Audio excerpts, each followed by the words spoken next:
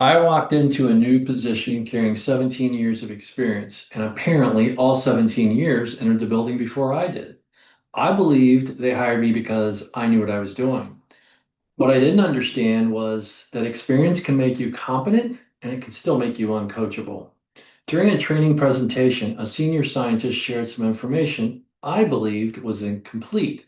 Instead of asking a question, I corrected him in front of the whole room. I said, "You do not quite have all the facts." In my mind, I was protecting my accuracy. In reality, I was protecting my need to be right. I was not listening to understand. I was listening just long enough to prepare my response. A few days later, my boss invited me to breakfast.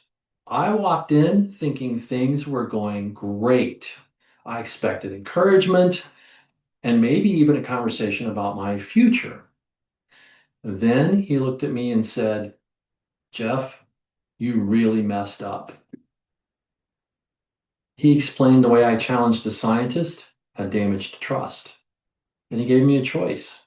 You can take 1 week's pay and leave, or you can stay. And if you stay, it's going to be extremely difficult. I walked in expecting encouragement. Now I was deciding whether to leave or stay and rebuild trust that I had damaged. I was not fired. I chose to stay. Over time, I rebuilt trust, changed the way I listened, and went on to become an award-winning sales representative. But the award was not the greatest lesson. The greatest lesson was realizing that the issue is no longer whether my facts are correct. The issue is knowing how I made people feel while proving them wrong. That painful breakfast forced me to ask a harder question.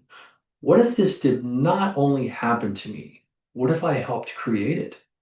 So now, before I correct someone, I ask myself, am I trying to improve the outcome or am I trying to prove my value? Because being right may protect the facts, but humility protects the trust.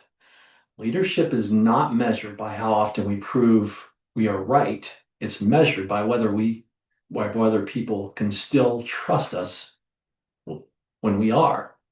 Pain reveals what pride conceals.